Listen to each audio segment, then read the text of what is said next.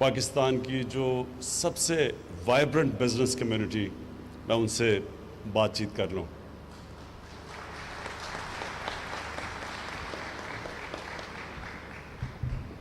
پہلے تو یہ ایئرپورٹ بنایا، یہ بھی پاکستان میں کسی شہر نے خود ہی پیسے جمع کر کے اتنا شاندار ایئرپورٹ اور اتنے کم پیسے پہ کوئی ایسا ایئرپورٹ نہیں بنا۔ تو پہلے تو میں یہ بڑی دیر سے بنا ہوا ہے، لیکن آج اس کی بھی مبارک دیتا ہوں۔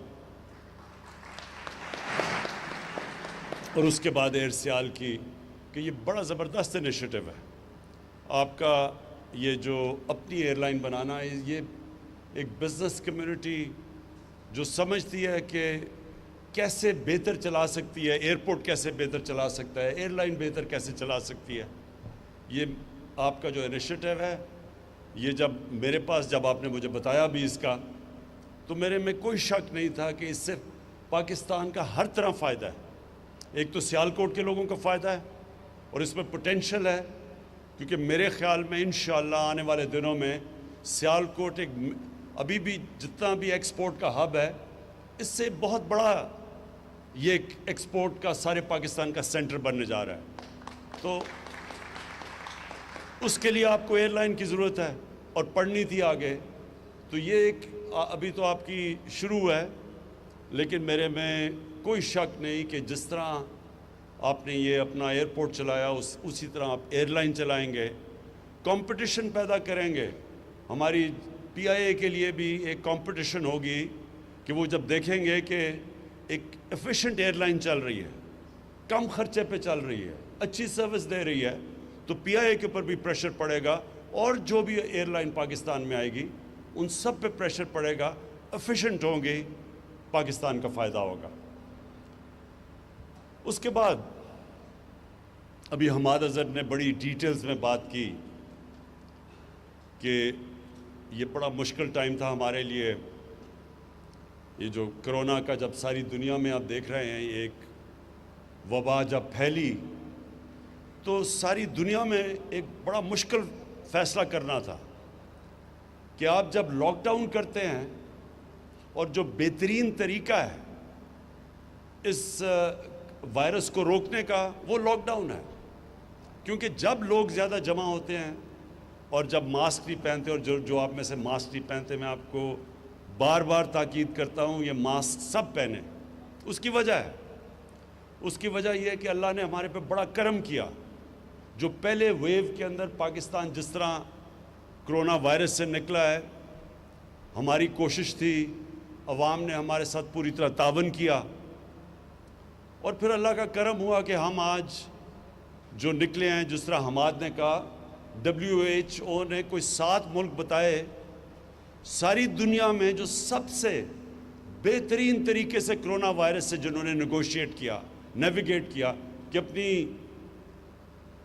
اپنے لوگوں کا روزگار بھی بچایا، اپنی بزنسز بھی بچائیں، اور لوگوں کو کرونا سے بھی بچا لیا۔ یہ بڑا مشکل کام تھا، کیونکہ بار بار تاکید ہو رہی تھی کہ ہمیں لاک ڈاؤن کرنا چاہیے، اور افسوس سے کہنا پڑتا ہے کہ وہی اپوزیشن جو میرے اوپر تنقید کر رہی تھی کہ میں پوری طرح لاک ڈاؤن نہیں کر رہا، اور ہندوستان کی مثال دیتی تھی کہ نریندر مودی نے دیکھیں کتنا زبردست ہندوستان میں لاک ڈاؤن کیا، وہی آج جلسے جلوس کرتے پھرتے ہیں، جبکہ کرونا کے کیسز بڑھ رہے ہیں، اور ہم بار بار لوگوں کو کہہ رہے ہیں کہ یہ سردیاں اگر ہم نے یہ صحیح معنی میں احتیاط نہ کی، یہ سردیاں بڑی مشکل ہمارے لیے ہوں گی۔ جس طرح ساری دنیا میں آپ دیکھ لیں، امریکہ کے اندر آج ہر 4 دنوں میں اتنے لوگ کرونا سے مرتے ہیں جتنے ابھی تک 7 مہینے میں ہمارے اللہ کا شکر ہے نہیں مرے، یعنی اتنی تیزی سے وہاں پھیل رہی ہے۔ اور کیلیفورنیا میں پورا لاک ڈاؤن کیا ہوا ہے انہوں نے، انگلینڈ کے اندر انہوں نے بڑے اسٹرکٹ لاک ڈاؤن کیا ہوا ہے، اٹلی میں کیا ہوا ہے۔ تو ہم ابھی سے اگر احتیاط کریں جس طرح ہم نے پہلے کی تھی، تو یہ سردیوں میں ہم اپنے ملک کو بچا سکتے ہیں، اپنی انڈسٹری کو بھی بچا سکتے ہیں، اور اپنے لوگوں کو بھی بچا سکتے ہیں۔ تو اس لیے میں آپ سب کو بار بار تاکید کروں گا کہ سب سے آسان طریقہ اس وائرس کو روکنے کا یہ ماسک ہے۔ اچھا، میں پھر سے اب جو حماد نے باتیں کی میں اس سے آگے جاتا ہوں. دونوں منسٹرز حماد اظہر اور رزاق داؤد انہوں نے بڑا زبردست بزنس کمیونٹی کے ساتھ انٹریکشن رکھا ہے. مسلسل یہ ان سے انٹریکٹ کرتے ہیں, پوری مجھے فیڈ بیک دیتے ہیں, جو بھی بزنس کمیونٹی کے پرابلمز ہیں وہ ہمیں بتاتے ہیں, اور ہماری پوری کوشش ہے کہ بزنس کمیونٹی کو پورا انکریج کیا جائے تاکہ پاکستان میں پھر سے انڈسٹریلائزیشن شروع ہو. آج سے 50 سال پہلے 60s کی دہائی میں پاکستان نے سب خطے میں سب سے تیزی سے انڈسٹریلائز کر رہا تھا.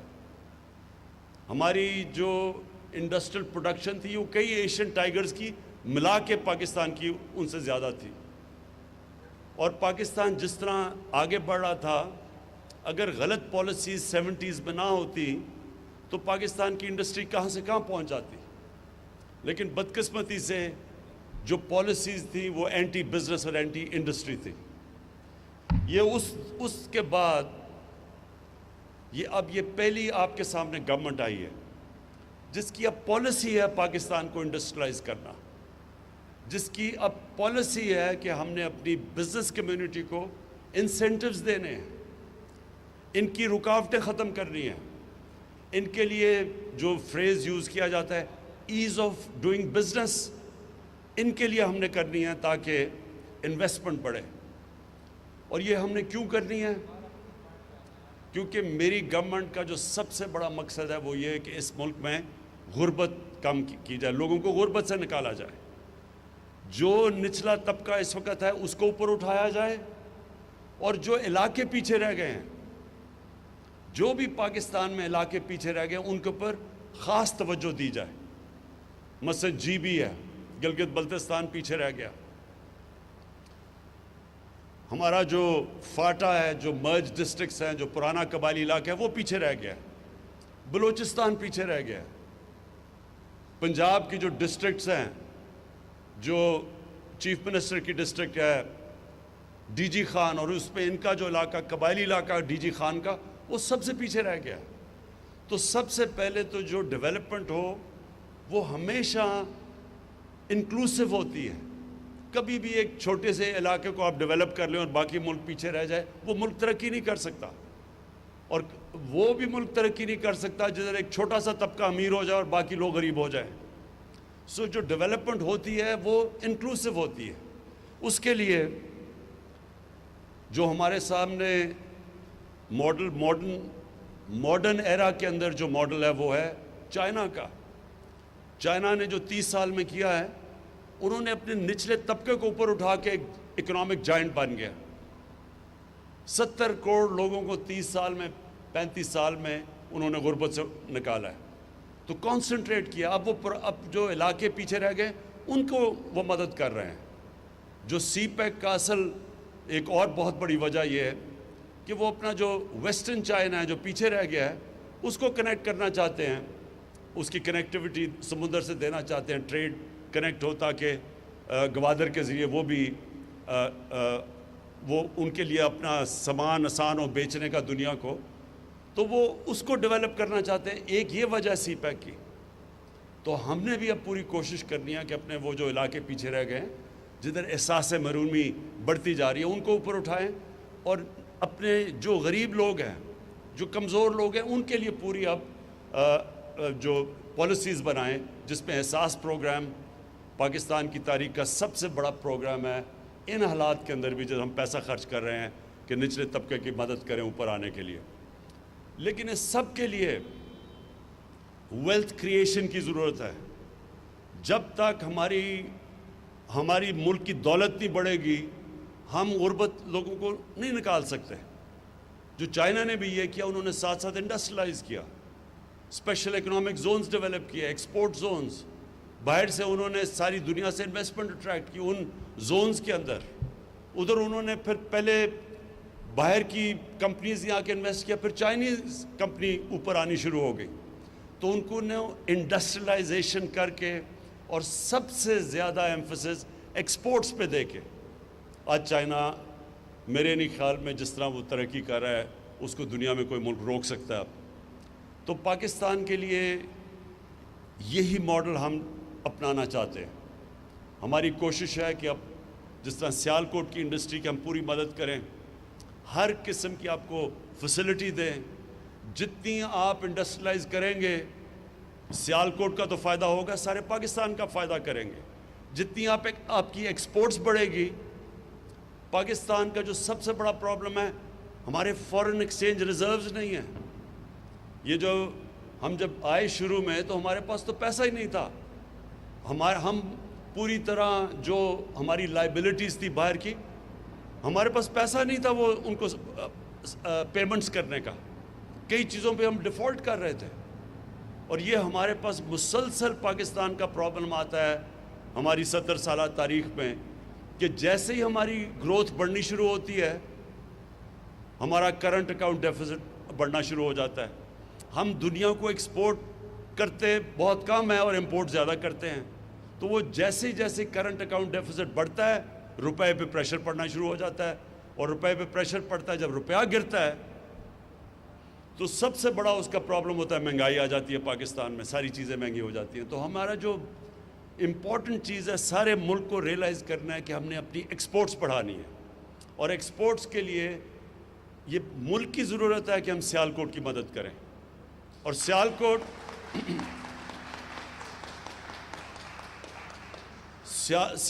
میں اور یہ جو ساری ٹرائنگل ہے, گجرانوالہ, گجرات, وزیر آباد, سیالکوٹ, یہ سارا جو علاقہ ہے یہ ایک تو ایکسپورٹس کے لیے ہمارے لیے سب سے بہترین علاقہ ہے جس کی اگر ہم مدد کریں, یہ اور کراچی اور فیصل آباد, یہ سب سے بہتر ہمارے لیے کہ اگر ہم ان کی مدد کریں گے تو ملک کا فائدہ ہوگا, ایکسپورٹس بڑھیں گی.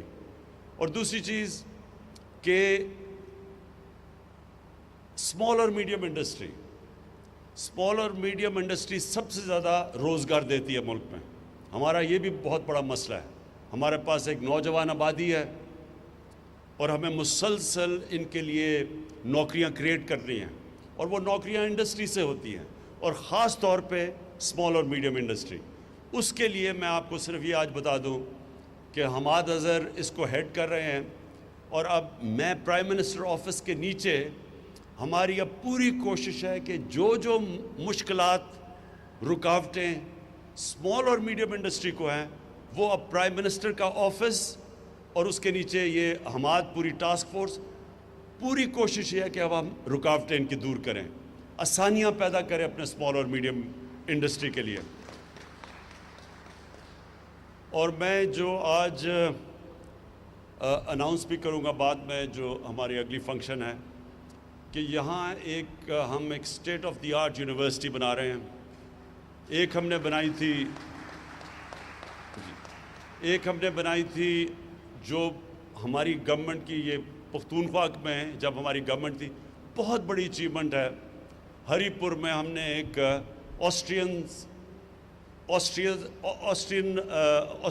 آسٹریا انجینئرنگ میں بہت آگے ہے دنیا سے, جرمنز اور آسٹرینز بہت آگے ہیں. تو آسٹرینز کے ساتھ مل کے ان کی ایک اسپیشل, ان کی بڑی ایلیٹ انجینئرنگ یونیورسٹی ہے فوہوک شولے, وہ ہم نے سیٹ اپ کی ہے ہری پور میں, جو کہ اب شروع ہو گئی ہے. 4 سال لگے ہمیں, وہ اب شروع ہو گئی ہے. اور اس کے اندر اپلائیڈ سائنسز اور انجینئرنگ وہ ایک ایسا ایک سینٹر بنا ہے جو انٹرنیشنل لیول کا, جو ہمیں شدید ضرورت ہے اس ملک میں انجینئرز پروڈیوس کرنے کی. Quality I T professionals, artificial intelligence, یہ نئی جو ٹیکنالوجیز آ رہی ہیں, تو ٹیکنالوجی کے اوپر بیس وہ جو ہری پور میں یونیورسٹی ہے اسی کی طرح کی یونیورسٹی اب ہم ریپلیکیٹ کر رہے ہیں انشاءاللہ یہاں سیالکوٹ کے اندر. اور وہ آپ کی سارا جو یہ انڈسٹریلائزیشن کی مدد کرے گی, یہ کوالٹی انٹرنیشنل سٹینڈرڈ کی اپلائیڈ سائنسز اور انجینئرنگ کی یونیورسٹی اور ٹیکنالوجی کی یونیورسٹی.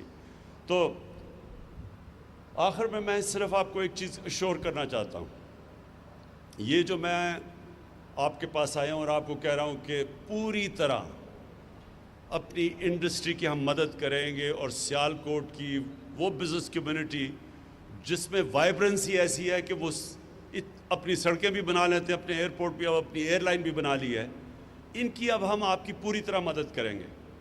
ہر طرح آپ کی مدد ہوگی. کانسٹنٹلی آپ سے ابھی میں نے 2 ہفتے کے بعد آپ سے مل رہا ہوں. اس سے پہلے آپ نے حماد کو اور رزاق داؤد کو بتانا ہے کہ کیا کیا آپ کے ایشوز ہیں. وہ ہم آپ کو جو میرے سے میٹنگ ہوگی انشاءاللہ اس میٹنگ میں بیٹھ کے سارے آپ کے ایشوز جو ایف بی آر سے ہیں, جو اسٹیٹ بینک آف پاکستان سے ہیں, جو یوٹیلیٹی کمپنی سے ہیں, وہ سارے انشاءاللہ ایک ہی وقت پہ ہم بیٹھ کے آپ کے سارے ایشوز حل کریں گے. اور میں سیالکوٹ کو آخر میں یہ کہنا چاہتا ہوں کہ جو انشاءاللہ ہم اپنا جو لوکل گورنمنٹ سسٹم لے کے آ رہے ہیں, ہمارا جو لوکل گورنمنٹ سسٹم ہے اس کے اندر شہروں کو ہم سٹی گورنمنٹس لے کے آ رہے ہیں. اور پہلی دفعہ پاکستان کی تاریخ میں جو سٹی گورنمنٹ بنے گی وہ ڈائریکٹ الیکشن سے میئر الیکٹ ہوگا. یہ جس طرح کے لنڈن میئر ہوتا ہے, جس طرح کے پیرس میں ہوتا ہے, جس طرح نیو یارک کا میئر ہوتا ہے, اسی طرح ایک ماڈرن میٹروپولیٹن سٹی کا ایک سیٹ اپ لے کے آ رہے ہیں. کیونکہ یہ جو آپ کے مسئلے ہیں میونسپل مسئلے, سڑکیں, گندگی, یہ تب تک نہیں حل ہوں گی جب تک ایک ماڈرن ایک میٹروپولیٹن سٹی کی لوکل گورنمنٹ آپ کی نہیں بنے گی. یہ پہلی دفعہ پاکستان کی تاریخ میں ہم الیکشن کروائیں گے انشاءاللہ اپریل کے بعد. ڈائریکٹلی الیکٹڈ میئر ہوگا اور وہ میئر وہ لوگ الیکٹ کریں, آپ کے شہر کے وہ لوگ کریں گے جس میں ایڈمنسٹریٹو کیپبلٹیز ہوں گی. وہ پھر اپنی ٹیم لے کے آئے گا. وہ ٹیم ایسی ہوگی جس کے اندر ہر قسم کا شعبہ ہوگا کہ پانی سیالکوٹ کا کیسے مینیج کرنا ہے اگلے 15-20 سال تک, اس کے سیوریج سسٹم کیسے ٹھیک کرنی ہے, سڑکیں, سارا کچھ ایک سٹی گورنمنٹ پورا ایک ہی امبریلا کے نیچے ہوگی. تو آپ کو پھر جانا نہیں پڑے گا کہ پنجاب جائیں اور لاہور جا کے اپنی وہ اپنی درخواستیں لے کے جائیں. یہیں بیٹھ کے آپ اپنی خود شہر چلائیں گے. تو اگر جو اپنے ایئرپورٹ بنا سکتے ہیں, جو اپنی ایئر لائن بنا سکتے ہیں, سڑکیں ابھی بنا سکتے ہیں, تو اس سسٹم میں آپ کو پوری طرح موقع ملے گا سیالکوٹ کو ایک ماڈرن سٹی بنانے کے لیے. میں آخر میں آپ سب کا شکر گزار ہوں, مبارک دیتا ہوں ایئر سیال کو. انشاءاللہ یہ بگننگ ہے. سنا تین ابھی آپ کے پاس جہاز ہیں, 3 لیز کیے ہیں. تو انشاءاللہ جو آپ کی میں انتھیوزیازم دیکھ رہا ہوں, مجھے کوئی شک نہیں کہ یہ پوری پاکستان کے لیے ایک مثالی ایئر لائنز بنے گی. بہت بہت